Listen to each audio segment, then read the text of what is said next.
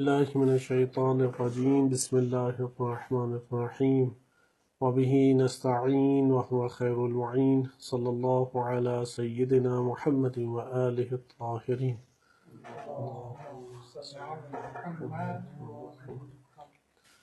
سورہ توبہ آیت نمبر 25، 26، 27 آج آپ کی خدمت میں آغاز کی جا رہی ہے۔ آیت نمبر 25 میں ارشاد باری تعالی ہوتا ہے لَقَدْ نَصَرَكُمُ اللَّهُ فِي مَوَاطِنَ كَثِيرَةٍ وَيَوْمَ حُنَيْنٍ إِذْ أَعْجَبَتْكُمْ كَثْرَتُكُمْ فَلَمْ تُغْنِ عَنْكُمْ شَيْئًا وَضَاقَتْ عَلَيْكُمُ الْأَرْضُ بِمَا رَحُبَتْ ثُمَّ وَلَّيْتُمْ مُدْبِرِينَ کہ لَقَدْ نَصَرَكُمُ اللَّهُ کہ اللہ نے یقیناً تم لوگوں کی مدد کی ہے فی مواطن کثیرہ کثیر جگہوں کے اوپر، کثیر مقامات کے اوپر، اور ویوم حنین اور روز حنین بھی تم لوگوں کی مدد کی ہے۔ اچھا، روز حنین کیا ہوا تھا؟ اذ یہاں پہ مضاف ہے، یعنی وہ وقت یاد کرو، ظرف کے طور پہ آ رہا ہے۔ اذ اعجبتکم کہ جب تم لوگوں کو بڑا اس کے اوپر گھمنڈ یا تعجب ہوا، کثرتکم تم لوگوں کی کثرت نے تم لوگوں کو خوش فہمی میں مبتلا کر دیا، فلم تغنی عنکم شیئا اور اس کثرت نے تمہیں کسی بھی شے سے مستغنی نہیں کیا تھا، وضاقت علیکم الارض بما رحبت کہ زمین اپنی وسعت سمیت تم لوگوں کے اوپر تنگ ہو گئی۔ رحبہ کہتے ہیں وہ ٹکڑا زمین کا، یعنی مکان کا وسیع ہونا، رحبہ یعنی مکان کا وسیع ہونا، وضاقت تنگ ہو جانا، زمین اپنی وسعتوں سمیت تمہارے اوپر تنگ ہو گئی، ثم ولیتم مدبرین اور تم لوگ الٹے پاؤں پیچھے بھاگ پڑے۔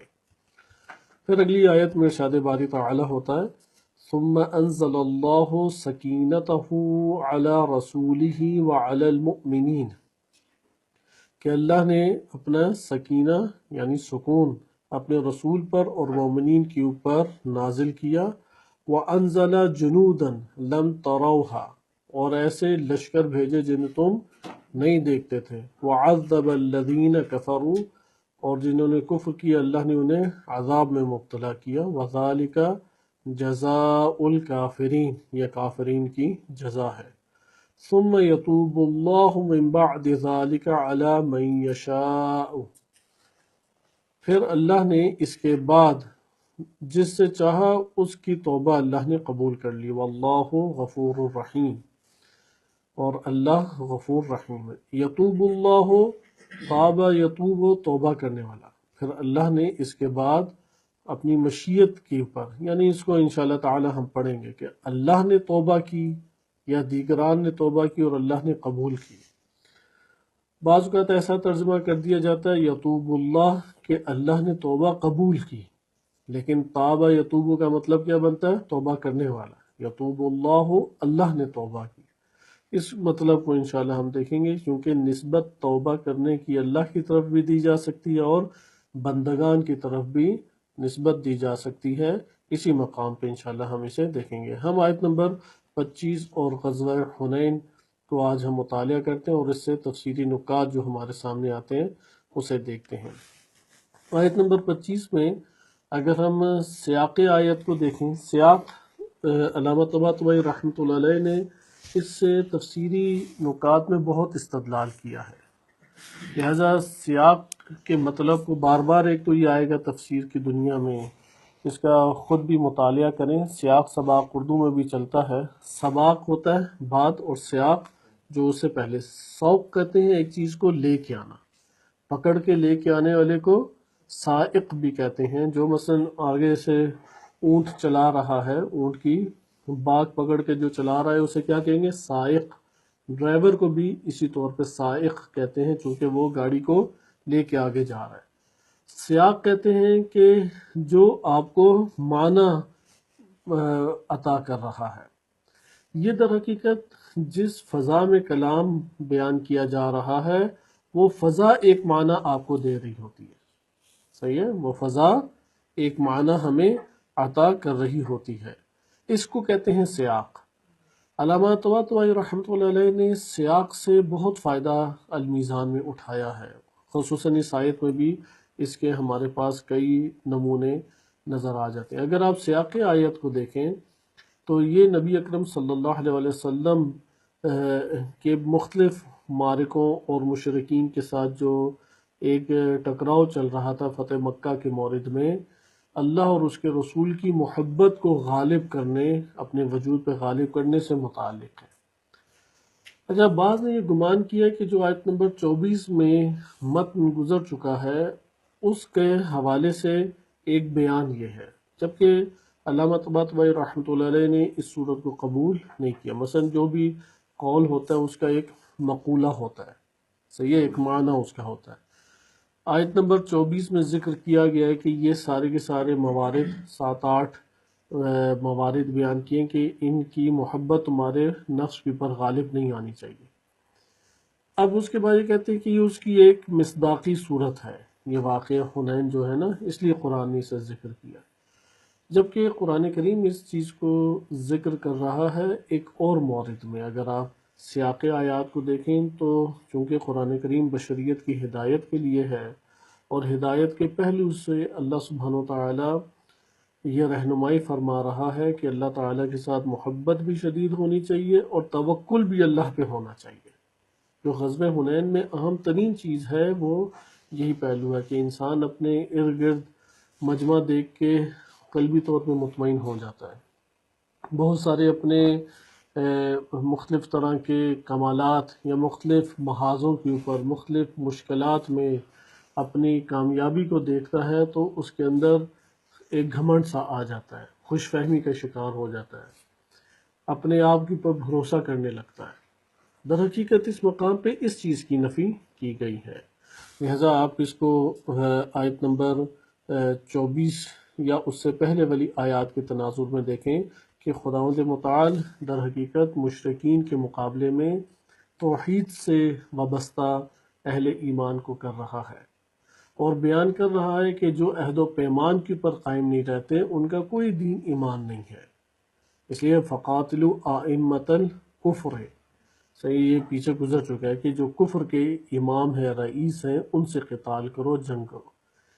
پھر اسی کے ضمن میں یہ بات بیان کی کہ تم لوگوں کی اپنی وابستگیاں خاندان کے ساتھ اور اہل علاقہ کے ساتھ شدید نہیں ہو جانی چاہیے، کیونکہ یہ تب انسان کی آج بھی موجود ہے کہ اس کی اپنے قبیلے اور اپنے اہل علاقہ سے بہت گہری وابستگی ہوتی ہے، اپنے اہل و عیال سے بہت وابستگی شدید اور گہری ہوتی ہے، اور اس گہری وابستگی کو توڑنا آسان نہیں ہے۔ انسان کے اپنے وجود میں اس وابستگی کو توڑنا آسان نہیں ہے۔ یہاں پہ دین نے یہ کہا ہے کہ اپنے وجود میں دین کو غالب کرو، اور وہ غالب تب ہی ہوگا کہ ٹکراؤ کی صورت میں دین کو غالب کرو، اگلا بے شک اس کے مقابلے میں ناراض ہوتا ہے یا اگلا اس کے مقابلے میں کچھ نقصان اٹھاتا ہے۔ اسی ضمن میں پھر یہ بحث آ گئی غزوہ حنین کی۔ غزوہ حنین کے بارے میں ابتدائی طور پہ آپ کی خدمت میں ذکر کر دیتا ہوں، تفصیلی ایک ٹاپک ہے لیکن ہم اسے مختصر لے کے چلتے ہیں۔ اس آیت میں آپ اگر غور کریں تو ہم پہلے کلی معنی لے لیں اس آیت کریمہ سے۔ یہ جو 4 معنی آپ کی خدمت میں ذکر کیے جا رہے ہیں، یہی در حقیقت اس آیت کا اصلی پیغام ہے۔ پہلا پیغام یہ ہے کہ اللہ نے کثیر جگہوں پہ تمہاری مدد کی ہے۔ یہ اللہ تعالیٰ کی سنت ہے، سنت الہی ہے کہ اللہ تعالیٰ اپنا اوپر ایمان لانے والے یا اپنے دوستوں اور اولیاء یا اپنی راہ کے اوپر چلنے والوں کی مدد فرماتا ہے۔ لہذا اللہ تعالیٰ کی مدد کس کے لیے آتی ہے؟ جو اس کی راہ کے اوپر چلتا ہے۔ اس لیے کثیر مواقعوں پہ اللہ تعالیٰ نے مدد کی، اور اس سے مراد مفسرین نے ذکر کیا یہ پہلے والی جنگیں جس میں کفار کئی گنا بڑھ کر ہوتے تھے اور یہ اقلیت میں ہوتے تھے، جیسے جنگ بدر ہے، جنگ احد ہے، جنگ خندق ہے، غزوہ خیبر ہے، یہ سارے غزوات۔ نبی اکرم صلی اللہ علیہ وسلم کی زندگی میں کوئی 65 سے 70 کے قریب لڑائیاں یا جنگیں ہیں، جن میں خود نبی صلی اللہ علیہ وسلم نے شرکت کی، وہ ہیں 26 جنگیں، اور ان 26 میں سے جن میں عملاً جنگ ہوئی ہے وہ 8 یا 9 ہیں۔ صحیح ہے، بقیہ میں معاہدے ہو گئے، کچھ صلح ہو گئی، کچھ جزیے پہ راضی ہو گئے، لیکن 26 میں نبی صلی اللہ علیہ وسلم تشریف لے گئے تھے۔ لیکن کیا ہوا جنگ کتنوں میں ہوئی ہے؟ مثلا 7 سے 8 یا 6 یا 7 غزوات ہیں جن میں عملاً جنگ ہوئی۔ تو یہ آپ نے ملاحظہ کیا، لقد نصرکم اللہ فی مواطن کثیرہ، اللہ نے کثیر جگہوں کی پر مدد فرمائی ہے۔ لہذا اللہ کی مدد سے انسان غافل نہ ہو، مدد الہی کے اوپر نگاہ رکھے، انسان کے اندر ایمانی حرارت جنم لے لیتی ہے۔ اچھا، نمبر 2 آگے کیا؟ وَيَوْمَ حُنَيْن، کہ ابھی ہم اسے مطالعہ کریں گے۔ یوم حنین میں بھی اللہ نے تمہاری مدد کی، لیکن یوم حنین میں کیا ہوا؟ عبرت کا نمونہ جو اللہ تعالی ہمارے لیے بیان فرما رہا ہے کہ رسول صلی اللہ علیہ وآلہ وسلم اس لشکر میں موجود ہے، فاتح کی صورت یہ لشکر رکھتا ہے، اور کثیر تعداد تھی، 10,000 سے زائد افراد تھے اور 2,000 نو مسلم ان کے ساتھ شامل تھے۔ اذ اعجبتکم کثرتکم، تمہاری کثرت نے تمہیں خوش فہمی میں مبتلا کر دیا۔ اعجبہ کہتے ہیں متاثر کن ایک شے، مثلا کسی منظر سے انسان بہت متاثر ہو جو بڑا اسے بھلا لگے تو اسے کہیں گے اعجبہ، صحیح ہے؟ یعنی اس منظر نے مجھے بڑا متاثر کیا ہے۔ اسی طرح سے روایات میں بھی وارد ہوا ہے کہ کوئی خاتون ہے انسان کے اوپر اپنی خوبصورتی سے اثر انداز ہوتی ہے تو کہا جائے گا اعجبت ہوں، صحیح ہے، امرأتن، خاتون نے اس کو بڑا متاثر کیا۔ بس یہاں پہ بھی ہے اعجبتکم کثرتکم، تم جو اپنی کثرت جب تم لوگوں نے دیکھی کہ اس طرح سے محسوس ہو رہا تھا کہ ایک وسیع میدان میں بھرا ہوا لشکر تعداد کے اعتبار سے جسے کہتے ہیں تا حد نگاہ لشکر ہی لشکر نظر آ رہا تھا۔ 10,000 تعداد بھی کم نہیں ہے، 1,000 افراد منظم کھڑے ہو جائیں تو بڑے بھاری لگتے ہیں۔ تو تمہاری کثرت نے تمہیں کیا کیا؟ خوش فہمی یا تعجب میں ڈالا۔ ادھر تعجب سے مراد کیا ہے کہ انسان اس سے بہت متاثر ہو جاتا ہے۔ بعض اوقات ہوتا ہے نا مجمع کو دیکھ کے انسان کے دل کے اندر بڑا ایک جوش و خروش جنم لے لیتا ہے۔ اذ اعجبتکم کثرتکم، تمہاری کثرت نے تمہیں تعجب میں ڈال دیا۔ فلم تغن عنکم شیئا، لیکن یہ کثرت تمہیں ان دشمنوں سے غنی نہیں کر سکی، مستغنی نہیں کر سکی، بچا نہیں سکی۔ یہ کثرت کے باوجود کیا ہے؟ کسی قسم کی تم لوگوں میں غنا نہیں آ سکا۔ امیر المومنین علیہ الصلوۃ والسلام نہج البلاغہ میں ایک جگہ بیان فرماتے ہیں، جناب عقیل کو انہوں نے مکتوب لکھا تھا، اور اس میں بیان فرمایا کہ افراد کے اکٹھا ہو جانے سے میرے حوصلے نہیں بڑھتے، اور لوگوں کے چھٹ جانے سے میری ہمت نہیں بیٹھ جاتی۔ یہ ایمان ہی کے تقاضوں پہ، چونکہ اللہ سے ساری امید اور توقع لگائی گئی۔ یہاں پہ ہم انشاءاللہ تھوڑا اسے پڑھیں گے کہ اللہ تعالیٰ سے کیسے انسان امید باندھے، آیا خیالی طور پہ باندھے، یعنی یہ ایک حقیقت ہے، حقیقت نظر آئے تو انسان کی وابستگی پیدا ہوتی ہے۔ ایک بہت خوبصورت بات اساتذ کرتے ہیں، جو انسان ایک خدا خیالی خدا ہے اور ایک خدا حقیقی خدا ہے، جو اپنے تصوراتی اور خیالی خدا کی عبادت کرتا ہے، وہ جتنی عبادت کر رہا ہے اتنا اسے متکبر بناتی ہے، جتنی عبادت کر رہا ہے اتنا اسے خوش فہمی میں مبتلا کرتی چلی جاتی ہے۔ لہذا کئی قسم کے امراض اس کے خود پسندی میں مبتلا کر دیتی ہے کہ کیا تم نے عبادت کیا ہے، کیا تم بہترین عبادت گزار ہو، کیا تمہارا اجر اور مقام ہے، بہت تم آگے کی منازل طے کر چکے ہو، اور مقابلے میں وہ افراد جو اس نوعیت کی عبادت نہیں کر رہے وہ بڑے حقیر اور نیچ اسے دکھائی دینے لگ جاتے ہیں، وہ بہت پست اسے احساس ہونے لگ جاتے ہیں۔ یہ دیکھو انہیں کوئی احساس ہی نہیں ہے، مویشیوں اور بھیڑ بکریوں کی طرح زندگی بسر کر رہے ہیں، کیا ان کا ہوگا، یہ تو جہنم میں ان کا ٹھکانہ ہے، اور اس طرح کی عجیب نظر میں اس کے دیگر افراد وہ اس طرح کی تصویر کشی کرنے لگ جائے گا اس کا نفس۔ لیکن جو حقیقی خدا کی عبادت کرتا ہے، جو وہ خدا، وہ اللہ کی ذات کہ جو حقیقت میں ہمارے نفس سے باہر موجود ہے، جس کے ہاتھ میں ملکوت السماوات والارض ہے، اگر کوئی اس کی عبادت کرتا ہے تو جتنی عبادت کرے گا اتنا تواضع آئے گا، بس جتنی خیالی خدا کی عبادت کرے گا اتنا تکبر آئے گا۔ عبادت تکبر لے کے آتی ہے، علم تکبر لے کے آتا ہے، علم حسد لے کے آتا ہے، وہ نہیں قبول کرتا اگلے کو کچھ آتا ہے، وہ اپنے آپ کو سب سے زیادہ اہل علم سمجھتا ہے۔ جو اس کے علم سے تعلق نہیں رکھتے ان کو اپنے مقابلے میں حقیر سمجھنے لگ جاتا ہے۔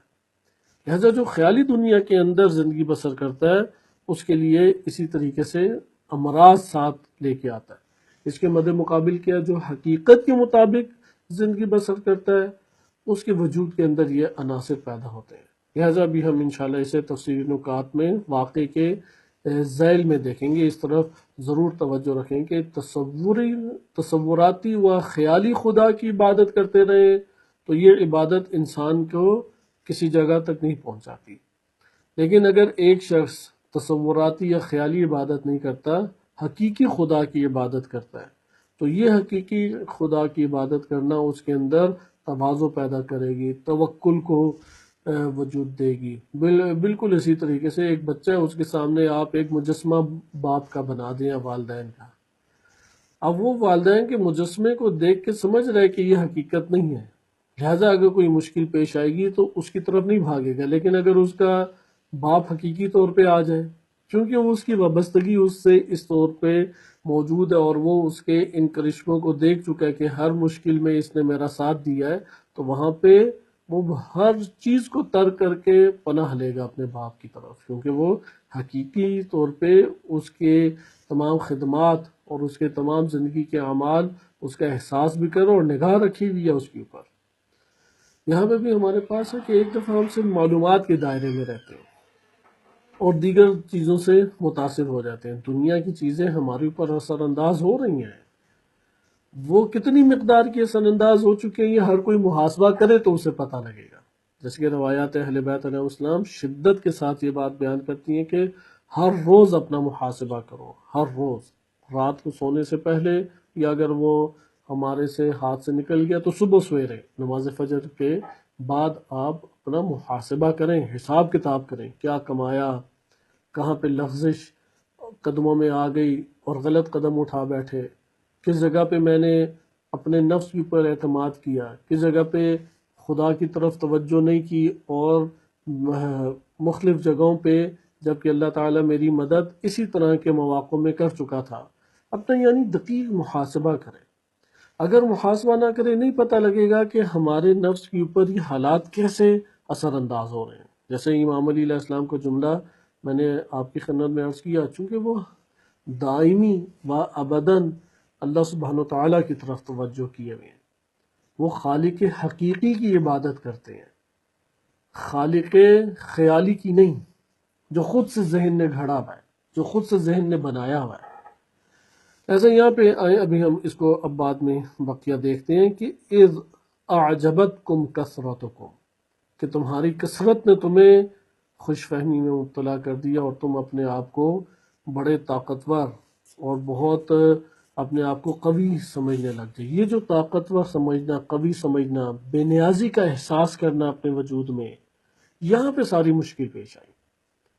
تو کیا اس کا نتیجہ نکلا؟ فَلَمْ تُغْنِ عَنْكُمْ شَيْئًا، تو یہ جو تمہاری قوت اور طاقت تھی اس نے تمہیں دشمن کے مقابلے میں کوئی بھی فائدہ نہیں دیا، ایک ذرہ برابر بھی فائدہ نہیں دیا۔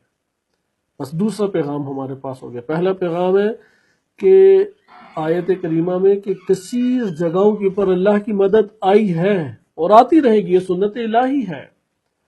نہج بلاغہ میں امام علی علیہ السلام فرماتے ہیں کہ جو کام ابلیس نے کیا تھا جبکہ وہ 6000 سال عبادت انجام دے چکا ہے، 6000 سال عبادت انجام دے چکا ہے، جو اتنا کثیر عبادت انجام دینے کے اوپر اس کی ایک گھمنڈ کے اوپر تکبر اور اسی خوش فہمی کی احساس میں اللہ نے اس کے ساتھ کیا سلوک کیا اور راندہ درگاہ کر دیا۔ تو اگر وہی عمل کوئی بھی ابلیس کے علاوہ انجام دے گا اس کے ساتھ بھی یہ سلوک ہوگا، یہ عدالت الہی کا تقاضا ہے۔ امام علیہ السلام فرماتے ہیں کہ یہ عدالت الہی کا تقاضا ہے کہ اس کے ساتھ بھی وہی سلوک ہو جو ابلیس کے ساتھ ہوا۔ ایسا نہیں ہے کہ پہلے والوں کے ساتھ اللہ نے کچھ اور سلوک کرنا ہے اور بعد والوں سے کچھ اور سلوک کرنا ہے، ایسا قطعاً نہیں ہے۔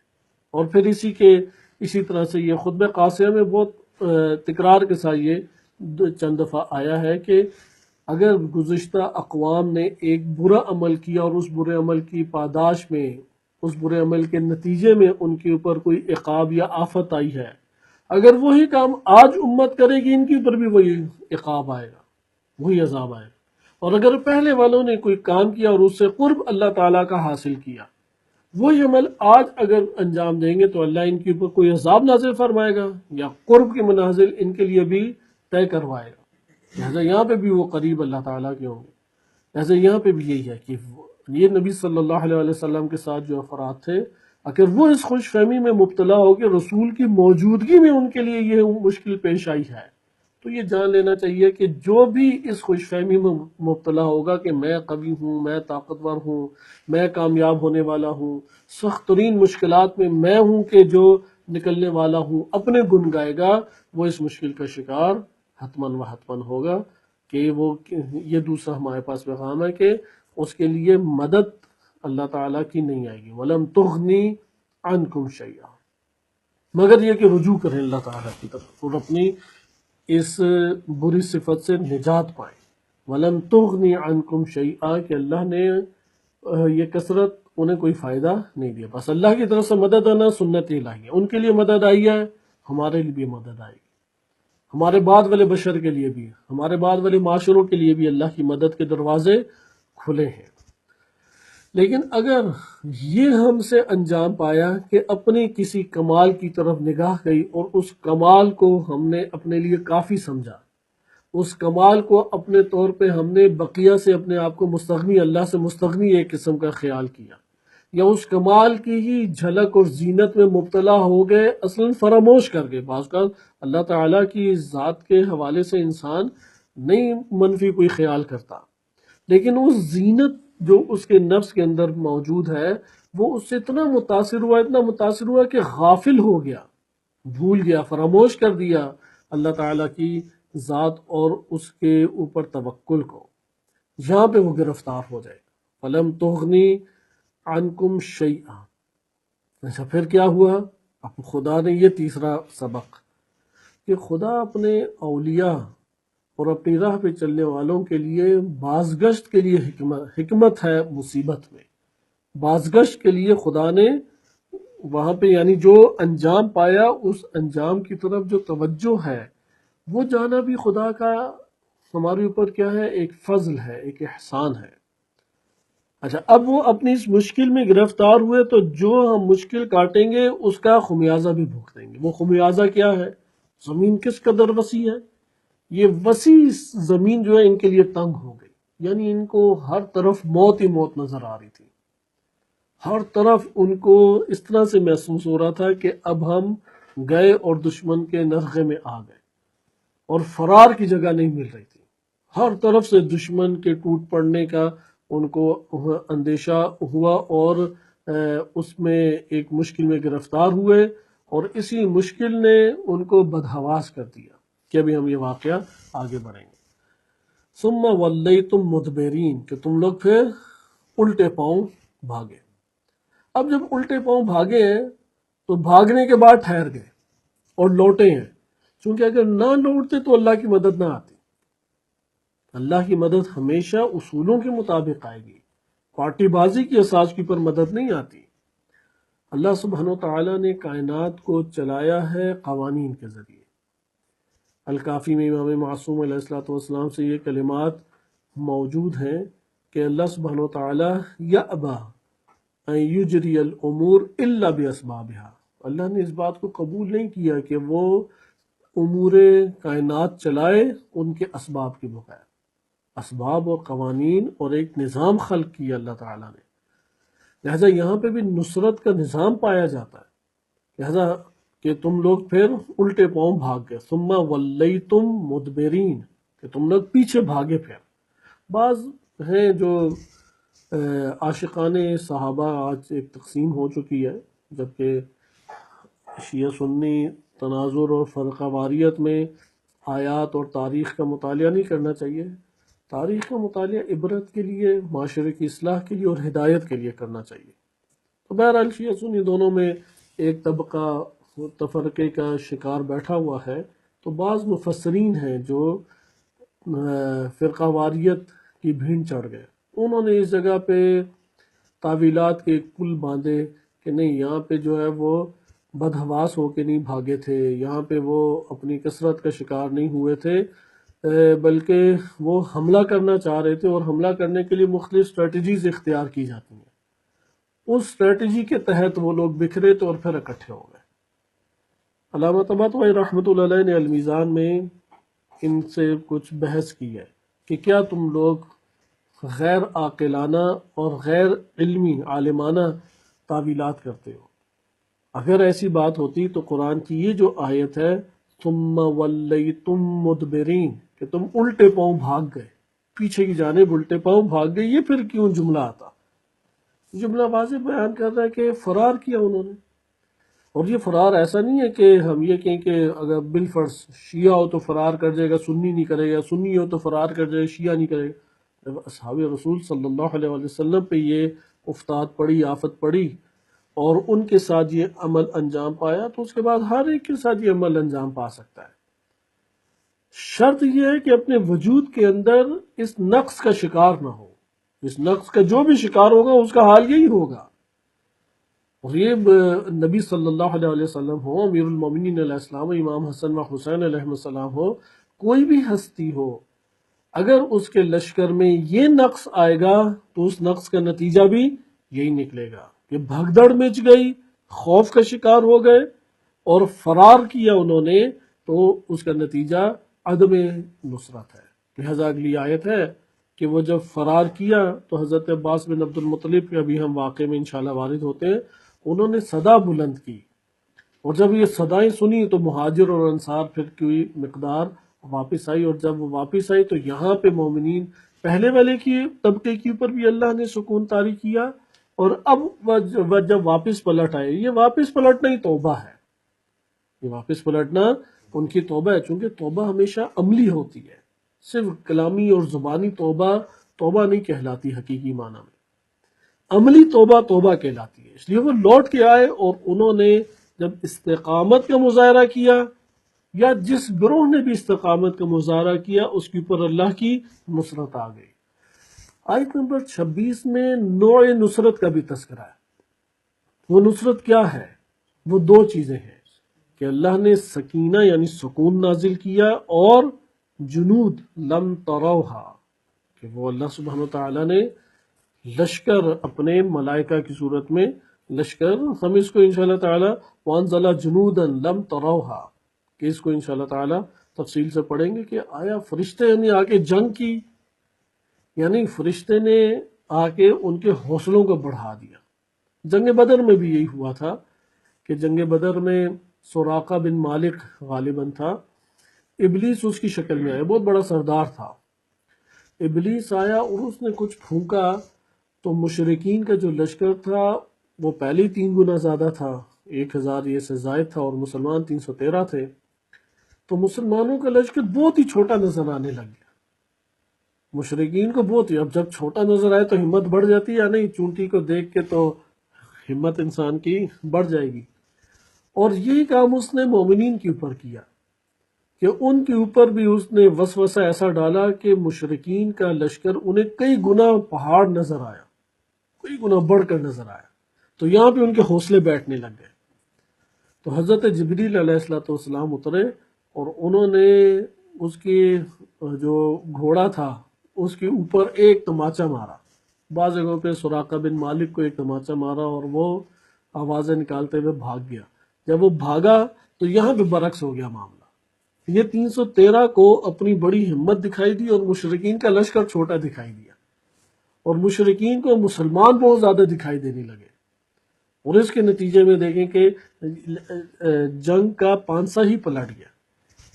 فرشتوں کی مدد اس نوعیت کی ہوتی ہے، جیسا کہ اس واقعے کو بھی ہم انشاءاللہ پڑھیں گے ابھی آگے، تو اس میں بھی ہے کہ فرشتوں کی آوازیں وہ سن رہے تھے، صحیح ہے، تلواروں کے چلانے کی آوازیں جو کاٹ ہوتی ہے تلوار کی وہ سن رہے، آیا وہ سن رہے تھے تو اس کا یہ مطلب ہے حقیقی طور پہ وہ گردنیں اڑا رہے ہیں، یا یہ آواز سن کے ان کی ہمت بڑھ رہی ہے؟ یہ آوازیں انہیں سنائی دے رہی ہیں، یہ آوازیں وہ ہیں کہ جو ان کے نفوس کے اندر فرشتے ایجاد کر رہے ہیں، اور ان نفوس کے اندر فرشتوں کے ایجاد کرنے سے اس کی ہمت بڑھتی جا رہی ہے، بڑھتی جا رہی ہے، اور انہوں نے مد مقابل ان قبائل کو یا دشمن کو بھگا دیا۔ لہذا دو مدد آئی ان کی، ایک سکینہ آیا، سکینہ یعنی مشکل میں بھی پرسکون۔ انسان پہ جب مختلف طرح کی بیک وقت مشکلات آئیں، سمجھ لے کہ آزمائش الہی ہے۔ مثلا گھر میں بھی ایک مسئلہ پیدا ہو گیا، ادھر سے طبی طور پہ خلاف واقع کوئی مشکل پیش آ گئی، تیسری طرف سے ایک بری خبر، چوتھی طرف سے بری خبر، تو فوراً سمجھ جائے کہ یہ کیا ہے؟ آزمائش ہے۔ چونکہ عادی حالت میں اتنی زیادہ اچانک چیزیں نہیں انسان پہ ٹوٹ پڑتی، ایک یا دو خبریں آتی ہیں، لیکن جب اس سے زائد آئے تو سمجھ لے کیا یہ آزمائش الہی۔ آزمائش الہی میں رجوع کرے اللہ تعالیٰ کی طرف، اپنے آپ کو اللہ تعالیٰ کی پناہ میں دے، مدد طلب کرے، یہاں پہ اپنے وجود میں ایک سکون کا احساس کرے گا، وہ اپنے وجود کے اندر ایک وقار، چونکہ جب سکون آتا ہے تو وقار جھلکتا ہے۔ اسے یہ مومن کی علامت الکافی میں امام معصوم نے بیان کی ہے، مومن کی جو خصلتیں ذکر کی ہیں وہ یہ ہے کہ شدائد اور مشکلات میں پروقار ہوتا ہے۔ پروقار رکھنا آسان نہیں ہے، یہ تب ہی ہو سکتا ہے کہ اندر کے تمام دردوں، تلخیوں، مشکلات، گھبراہٹ، اس کے اوپر کسی نے سکون طاری کر دیا ہو، ورنہ ہر گھبراہٹ آ کے اظہار انسان کے وجود سے کراتی ہے، تبھی سی چیز ہے اس کے اندر سے ایک گھبراہٹ طاری ہوتی ہے۔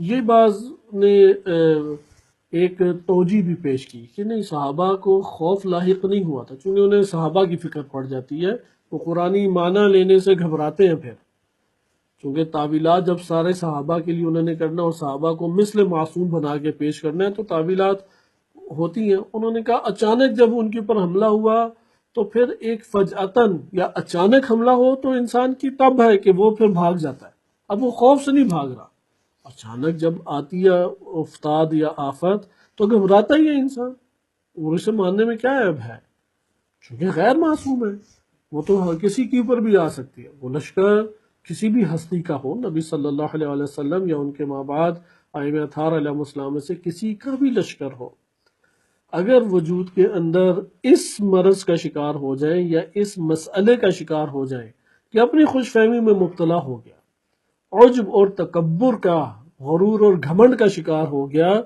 تو اس کے اوپر جو بھی آفت آئے گی وہ چونکہ اس نے اپنا تعلق ضعیف کر دیا ایمان کے ساتھ، وہاں پہ اس کا سکون چھن گیا، سکون چھنے گا تو بے تابی اور وجود کے اندر سے عدم وقار صادر ہوگا۔ اس لیے وقار علامت ہے کہ اس نے اپنے نفس کو تھاما ہوا ہے، یہ نہیں ہے کہ اسے تکلیف ہی نہیں ہو رہی، اسے درد ہی نہیں ہو رہا، اسے کوئی خوف کا مقابلہ ہی نہیں کرنا پڑ رہا، اسے کوئی پریشانی نہیں لاحق ہو، ایسا نہیں ہے، سکون طاری ہوتا ہے، وہ اس کے اندر ایک ٹھہراؤ کو لے آتا ہے۔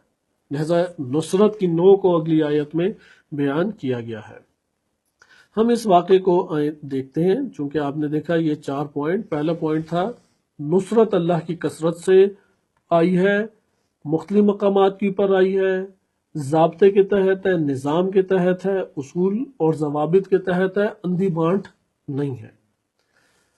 اچھا، نمبر 2، یعنی اسی پہلے زمرے میں سنت الہی ہے۔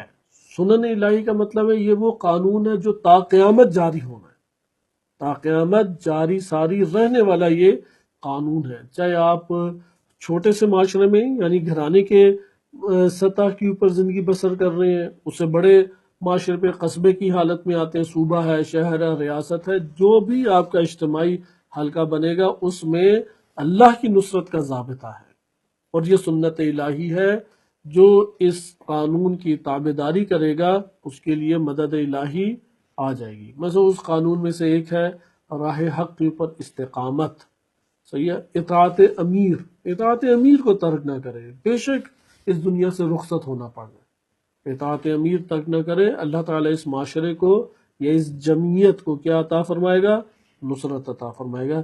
انہی آیات پر ایمان لانے کی وجہ سے رہبر معظم کا یہ تجزیہ تحلیل ہوتا ہے کہ غزہ کے جو مظلومین ہیں وہ کیا ہے؟ وہ کامیاب ہیں، غزہ کے مظلومین کامیاب ہیں۔ کیوں کامیاب ہیں؟ آپ کہیں گے سارے گھر ان کے ٹوٹ گئے، بچے جو ہیں وہ برے طریقے سے مار دیے گئے ہیں، والدین کو شہید کر دیا گیا ہے، اس کے باوجود آپ کہہ رہے ہیں کہ وہ فتح یاب ہیں، وہ کامیاب ہیں، یہی غالب آ کے رہیں گے۔ جیسے سید حسن نصر اللہ اور رضوان اللہ تعالیٰ علیہ کا یہ جملہ ہے سننتصر، عن قریب ہم ہی فتح یاب ہوں گے، وہ ان آیات پر ایمان لانے کی وجہ سے آئے، چونکہ ہم نے رائے حق کی پر استقامت دکھائی، اور جہاں استقامت دکھاتا ہے اس کے لیے مدد آتی ہے، اور جب مدد آ جائے وہاں پہ فتح باب ہو جاتا ہے، وہاں پہ مصیبتیں بھاگ جاتی ہیں اور رحمتوں کے دروازے کھل جاتے ہیں۔ لہٰذا یہ قانون الہی ہے۔ بس اس آیت کریمہ میں پہلا ہمارے پاس نقطہ کیا ہے؟ یہ قانون، اس قانون الہی کو ہم اپنی زندگی میں ضرور حاصل کرنے کی کوشش کریں۔ اگر ہم نے اپنی زندگی میں اسے حاصل کرنے کی کوششیں نہیں کی، ہمارے گھرانے بھی اسی مشکل کا شکار ہوں کہ جو مشکل یہاں پر اس معاشرے کو پیش آ رہی ہے۔ دوسرا سبق کیا ہے اس میں؟ انسان بعض اوقات اپنے وجود کی طرف نگاہ کرتا ہے تو اپنے کئی زینتوں کا قائل ہو جاتا ہے، اپنی کئی کامیابیوں کا قائل ہو جاتا ہے۔ جو شخص بھی اپنے وجود میں کمالات یا زینت یا کامیابیوں کا اپنے وجود پہ قائل ہو جائے، وہ عجب اور تکبر اور گھمنڈ غرور کا شکار ہوتا ہے۔ اور جب انسان اس اپنے نفس اور اپنے نفس کے کمالات پہ بھروسہ کرنا شروع کر دے، اب وہ اسے کوئی فائدہ نہیں دیں گی، وہ اس کو کوئی نتیجہ نہیں دیں گی، اور اس کو اس میدان میں شکست سے دوچار کر دیں گے۔ نمبر 3، اگر وہ پلٹ آئے تو اللہ کا قانون اس پہ جاری ہو جائے گا، اللہ کا قانون نصرت جاری ہو جائے گا۔ اور قانون نصرت آتا کس صورت میں ہے؟ خداوند متعال کی اس جگہ پہ جو قانون نصرت آیا وہ سکون طاری کیا اس کے وجود میں، اللہ تعالیٰ نے اس جم کے اوپر۔ نمبر 2، اپنے فرشتے بھیجے، یہ فرشتوں نے ان کی امید اور حوصلہ بڑھا دیا، لہذا استقامت کا حوصلہ پیدا فرما دیتا ہے۔ ایسا نہیں ہے کہ اب قربانیاں نہیں ہوں گی، اب شہادتیں نہیں ہوں گی، ایسا نہیں ہے۔ نصرت کا مطلب یہ نہیں ہے، یعنی نصرت خداوند متعال کی جو میدان میں وارد ہوگی وہ حوصلوں کا بڑھ جانا ہے، وہ ہمت کا بڑھ جانا ہے۔ اور یہ آپ کئی مقامات پہ دیکھیں گے، جیسے مظلومین لبنان اور فلسطین، آپ ابھی بھی کسی سے انٹرویو کر لیں، چونکہ ایک گروہ نے یہ ساری کی ساری لڑائی لڑی، لیکن ان کی پشت پناہی میں جو عوام ہے، عوام نے تو صرف قربانی دی۔ اس ٹائم بھی سخت سردی، اور سخت سردی میں وہ ٹھٹر رہے ہیں، بیمار ہو رہے ہیں، مشکلات کا شکار ہیں، لیکن ان سے پوچھیں تو وہاں پہ وہ اپنی استقامت اور اللہ پر ایمان کی باتیں کرتے ہیں۔ اسرائیل کے خلاف استقامت کی باتیں چھوٹے چھوٹے بچے سے لے کے بڑے بڑے افراد وہ اس طور پہ ہمکاری اور استقامت کا مظاہرہ کرتے ہیں۔ جب تک یہ وصف رہے گا دشمن غالب نہیں آ سکتا، دشمن اپنے مفادات میں یا اپنے مقاصد میں کامیاب نہیں ہو سکتا۔ لہٰذا یہ 4 نکات ہوئے۔ آئیں اب ہم غزوہ حنین شروع کرتے ہیں، اور اگلے درس میں انشاءاللہ تعالی اس کا اختتام ہم کریں گے۔ غزوہ حنین 8 ہجری کو ہوا۔ اس کے لیے تھوڑا سا آپ کو چارٹ جو ہے وہ دیکھنا پڑے گا، نقشہ۔ اگر آپ نقشے کو دیکھیں، چونکہ مکہ مکرمہ میں نبی صلی اللہ علیہ وسلم چند مہینے رہے، 5 یا 6 مہینے رہے، اس کے بعد واپسی کا ارادہ کیا۔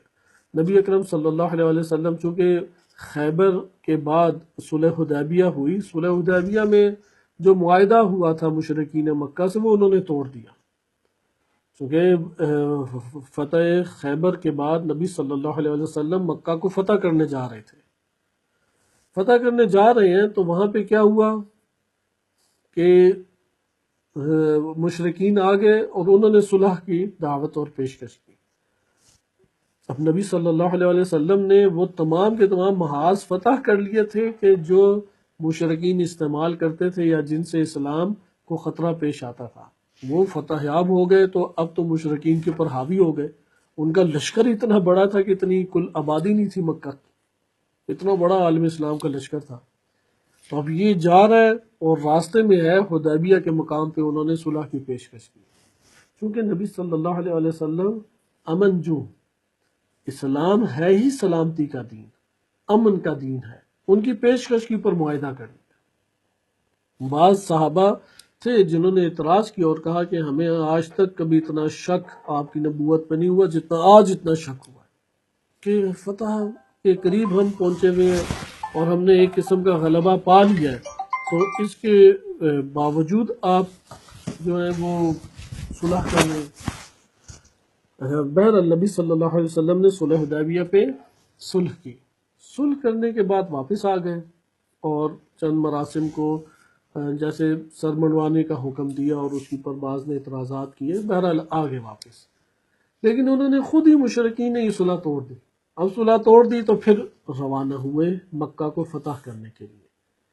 نبی صلی اللہ علیہ وسلم کی مینجمنٹ اور مدیریت دیکھیں کہ اس قدر بڑا قافلہ تھا، تقریباً 10,000 کے قریب افراد یا 10,000 سے اوپر تھے افراد، لیکن پورے کے پورے قافلے کو، پورے کے پورے لشکر کو انہوں نے اپنے ہاتھوں میں رکھا ہوا تھا۔ کسی کی تلوار باہر نہیں تھی، کوئی ادھر ادھر بھگدڑ نہیں مچی ہوئی تھی، ان کے حکم کی خلاف ورزی کوئی نہیں کر سکتا تھا۔ یہ ان کی اعلیٰ ترین اور عظیم ترین مدیریت کے اوپر دلالت کرتی ہے، چونکہ یہ معجزاتی طور پہ نہیں تھا، یہ وہی طبی قوانین کے اندر رہتے ہوئے جو انہوں نے نبی صلی اللہ علیہ وسلم نے امور کو منظم کیا تھا اس کا نتیجہ تھا۔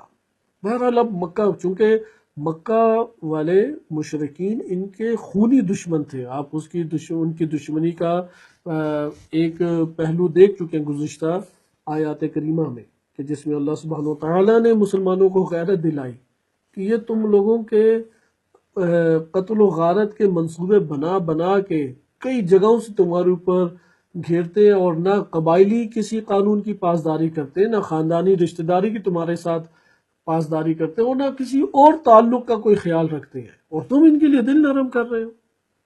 وہ تو سارے کے سارے قبائلی اور خاندانی اصول، ضوابط اور رشتہ داریوں کے تقاضوں کو ملیا میٹ کر چکے ہیں، تو اس لیے تم ان کے ساتھ مقابلے کے اوپر آؤ۔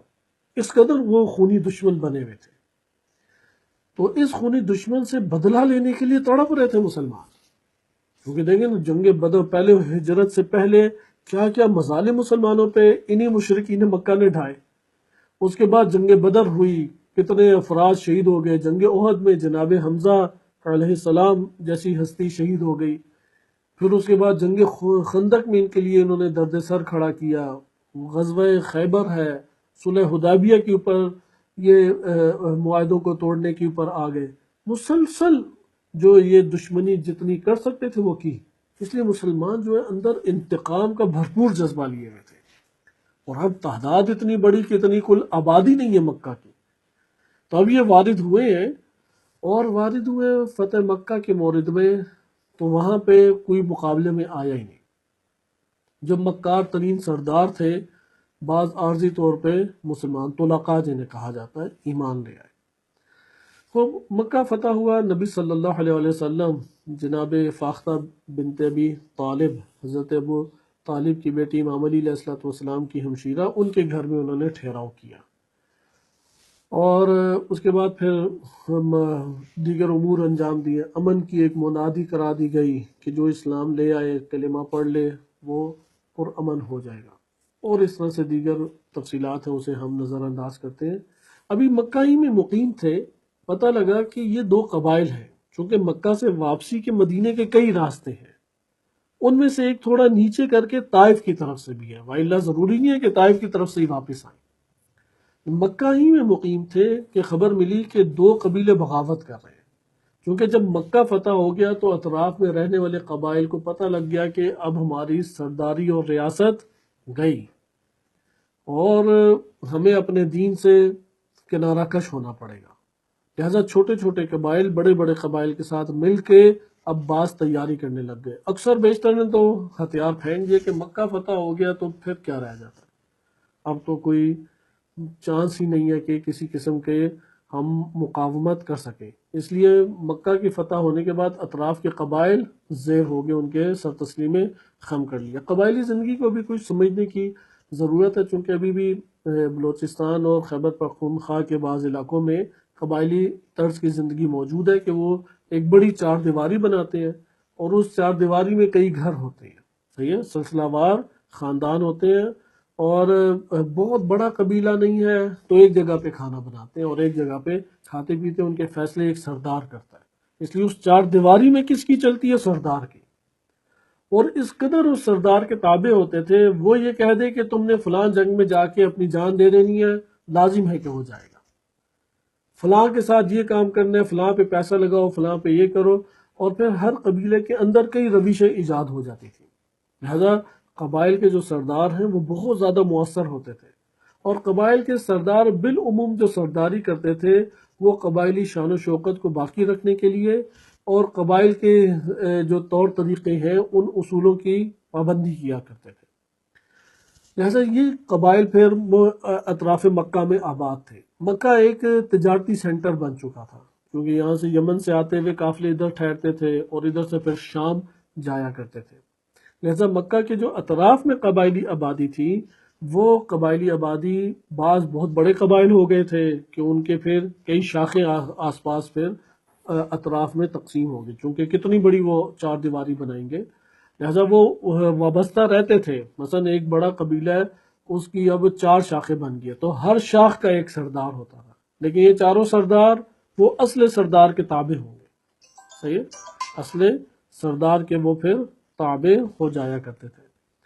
یہ آپ نے ملاحظہ کیا کہ قبائل کی زندگی اس وقت اس طرح سے ہوتی تھی، قبائل نے اپنی بقا کے لیے ہر ٹائم اپنی حفاظت کا بندوبست رکھنا، ورنہ ایک قبیلہ دوسرے قبیلے کے اوپر حملہ کر کے انہیں غلام بنا لیتا یا کنیزہ بنا لیتا اور مال لوٹ لیا کرتا تھا۔ زندگی جینے کا اس دور میں یہی طریقہ ہوتا تھا۔ کمزور قبیلے بڑے قبیلوں کے ماتحت آ کے اپنی حفاظت کیا کرتے تھے، وإلا ان کے لیے حفاظت کرنا مشکل ہو جاتا تھا۔ اچھا، اب ہم آئے طائف کی طرف۔ طائف اور مکہ کے درمیان ایک وادی ہے، ایک جگہ ہے حنین۔ یہ طائف میں قبیلہ حوازان اور بنو ثقیف رہتے تھے۔ یہ بنو ثقیف وہی ہے کہ حجاج بھی اسی قبیلے سے تھا، جناب مختار بھی اسی قبیلے سے تھے۔ بنو ثقیف یہ طائف کے رہنے والے تھے۔ طائف ایک اچھی جگہ آج بھی شمار ہوتی ہے اپنے طبی قدرتی چشموں کی وجہ سے اور بعض مناظر کی وجہ سے۔ لہذا آپ نے یہ ملاحظہ کیا کہ طائف میں 2 بڑے قبیلے کے ہیں، بنو حوازان اور بنو ثقیف۔ ان دو نے سوچا کہ اپنے خون کے آخری رمق تک ہم نے نبی صلی اللہ علیہ وسلم کے سامنے تسلیم نہیں ہونا اور ان سے جنگ لڑنی ہے۔ ان کے ساتھ چھوٹے چھوٹے 3-4 قبیلے اور مل گئے، اطراف کے 3-4 قبیلے اور مل گئے، اور کل لشکر 20,000 کے قریب بن جاتا تھا۔ اس سے اندازہ لگائیں کہ قبیلوں میں کتنے زیادہ لوگ رہتے تھے۔ قبیلوں میں وہ آپ یہ کہہ لیں کہ قبیلوں کے اندر فوجی حالت ہمیشہ ہی طاری رہتی تھی، یعنی وہ لڑائی جھگڑے کے اندر ایک قسم کے فوجی ہوا کرتے تھے۔ اس لیے جو فوج بنتی تھی اس دور میں وہ قبائل سے بنتی تھی، قبائل والے اپنے افراد دے دیا کرتے تھے اور وہ پھر اصل فوج میں ضم ہو جایا کرتے تھے، قبائل والے سردار سمیت دیتے تھے۔ مثلا 12,000 ہمارے ہوں گے، ان کے پر یہ ہیڈ ہے، تو جب تک یہ 12,000 ہے تو یہی ہیڈ چلے گا، لیکن جب وہ اصل فوج کے ساتھ ملحق ہو جائے گا تو اس اصل فوج میں جو ہیڈ مقرر ہے وہی ان کا سپہ سالار ہوگا۔ امام علی علیہ السلام کی ساری جنگیں اسی طرح سے ہوئی۔ اس ٹائم بھرتی ہوتی فوج میں اس طرح سے تھی کہ قبائل اپنے جنگجو دیا کرتے تھے، اور اس دور میں اصل امتیاز ہی شجاعت ہوتی تھی۔ اصل امتیاز جو انسان اس شجاعت سے عاری ہو جائے وہ تانوں میں ہی مر جاتا تھا، اتنی اسے ٹینشن دیتے تھے کہ وہ زندگی نہیں بسر کر سکتا تھا۔ اس لیے اس کے لیے لازم تھا کہ اس نے جا کے جنگجو بننا ہے اور بہادری کے اس نے دکھانے، کرشمے دکھانے ہیں۔ ابھی بھی ایسے بعض قبائلی دنیا میں یہ ہوتا ہی ہوتا ہے کہ اس نے کرشمے دکھانے ہیں غیرت کے نام پہ، تو غیرت ان کو ابھارتی تھی، قبائلی غیرت ابھارتی تھی۔ جیسے جنگ احد میں ہند جو ابو سفیان کی بیٹی تھی، اس نے یہی قبائلی غیرت کو ابھارا تھا اپنے مختلف طرح کے قصیدے اور رجس پڑھ کے، اور بعض ابھر کے واپس بھی آ گئے۔ خلاصہ کلام یہ قبائل کی زندگی تھی۔ اب یہاں پہ انہوں نے اسٹریٹجی بنائی، تو خبر پہنچ گئی، نبی صلی اللہ علیہ وسلم کا ایک نظام جاسوسی تھا، بڑا قوی اور مضبوط نظام تھا، یہ پہنچ گئی کہ یہ 2 قبائل آپ کے خلاف جنگ کی تیاری کر رہے ہیں، لیکن یہ نہیں پتا تھا میدان جنگ کون سا بنے گا۔ جو جنگی اسٹریٹجی ہوتی ہے اس میں یہ بہت مہم ہوتا ہے۔ ظاہراً جب یہ پتہ لگ گیا تو نبی صلی اللہ علیہ وسلم نے 4، 5 یا 6 ماہ گزارنے کے بعد واپس آنے کا ارادہ کیا مدینہ، تو یہاں پہ ان کو نپٹانے کا فیصلہ کیا، ان 2 قبیلوں کی بھی خبر لیتے ہوئے جائیں، کیونکہ ابھی تک ایک بڑی تعداد قبائل کی تسلیم کیسے ہو گئی تھی کہ وہ جب لشکر اسلام آتا اور وہ محاصرہ کرتا تو چند دن وہ محاصرے میں رہنے کے بعد اپنا ان کا دم خم ختم ہو جاتا اور معاہدے کے اوپر آ جاتے۔ جیسے فدق اسی طرح آیا تھا، فدق چند وہ تھے گاؤں تھے، چند گاؤں تھے، صرف ایک زمین کا ٹکڑا نہیں تھا۔ تو فدق کی جو آبادی ہے انہوں نے زراعت ادھر کی ہوئی تھی، زراعت کے اعتبار سے چند انہوں نے گاؤں آباد کیے ہوئے تھے اور چھوٹی سی آبادی ادھر رہتی تھی۔ تو یہ لوگ جب خیبر فتح ہو گیا تو یہ لشکر جب ان کی طرف آیا، قبل اس کی کہ ان کے علاقوں میں پہنچتا انہوں نے جا کے مصالحت کر لی اور کہا کہ ہم اتنا جزیہ دیں گے، فلاں دیں گے۔ تو نبی صلی اللہ علیہ وسلم نے بھی قلیل مدت تک کے لیے ایک معاہدہ کیا اور کہا کہ اس کے بعد ادھر سے تم لوگ چلے جاؤ، اور وہاں سے نکال دی اور فدق ان کے ہاتھ میں آ گیا بغیر گھوڑے دوڑائے۔ گئے تھے جنگ کے قصد سے، لیکن چونکہ مصالحت ہو گئی اس وجہ سے یہ مال انفال کہلایا یا مال فے کہلایا، آپ اسے مال فے کہہ سکتے ہیں، انفال کا دائرہ وسیع ہے، مال فے کہلایا، جس کی سورہ حشر میں آیات بھی وارد ہوئی ہیں۔ تو اسی طریقے سے ادھر بھی نپٹانا اسی طرح سے تھا کہ نبی صلی اللہ علیہ وسلم لشکر لے کے آتے، ان قبائل کا محاصرہ کر لیتے، ان سے بات چیت ہوتی، مصالحت ہوتی، اور اس کے بعد ان کو رام کر کے یا ان کو کنٹرول کر کے چلے جاتے۔ اب جب نبی صلی اللہ علیہ وسلم تشریف لا رہے ہیں تو یہاں پہ سرداروں نے کئی چھوٹے چھوٹے قبائل کو ملا کے ایک بڑی تعداد اکٹھی کر لی اور میدان قرار دیا حنین کا۔ حنین ایک جگہ ہے جو کہ طائف اور مکہ کے درمیان ہے، اور اسی کے اندر ایک علاقہ ہے اوتاس۔ حنین اور اوتاس علاقے کے اعتبار سے فاصلہ ہے ان میں، لیکن یہ طائف اور مکہ کے درمیان یہ علاقہ شمار ہوتا ہے، لہٰذا یہاں پہ بعض اس کو ایک ہی غزوہ شمار کرتے ہیں، غزوہ حنین، چونکہ یہاں پہ حنین کے مقام پہ شکست کھا کے کفار یہ مشرکین بھاگ گئے اوتاس میں، اور ادھر قلعے انہوں نے بنائے ہوئے تھے، تو بعض اس کو دو غزوے شمار کرتے ہیں، غزوہ حنین اور اوتاس۔ قرآن کریم نے غزوہ حنین کا تذکرہ کیا ہے، بعض دونوں کو ہی حنین میں لے آتے ہیں، لیکن بعض کہتے ہیں کہ وہ جو محاصرے والا تھا وہ غزوہ پھر الگ شمار کریں گے ہم، اور حنین والا جو جنگ ہوئی وہ غزوہ الگ شمار کریں گے۔ بس ادھر کتنے غزوے پھر ہمارے پاس ہو گئے؟ دو، ایک غزوہ حنین ہے اور دوسرا غزوہ اوتاس ہے۔ غزوہ اوتاس اس کو بھی انشاءاللہ تعالی ہم اس کے ہمراہ دیکھیں گے۔ اب غزوہ حنین اور اس مقام کے اوپر کیا ایک صورت بنی اور مسلمان کس طریقے سے اپنی اس خوش فہمی میں مبتلا ہو گئے، اور اس کے نتیجے میں عملی طور پہ وہ بھگدڑ کیسے مچی تھی، اور نبی صلی اللہ علیہ وسلم نے اس وقت دعا فرمائی اور اللہ تعالیٰ کی طرف سے کیسے نصرت آئی، انشاءاللہ اس کو ہم اگلے درس میں ملاحظہ کریں گے۔ صلی اللہ علیہ سیدنا محمد وآلہ الطاہرین۔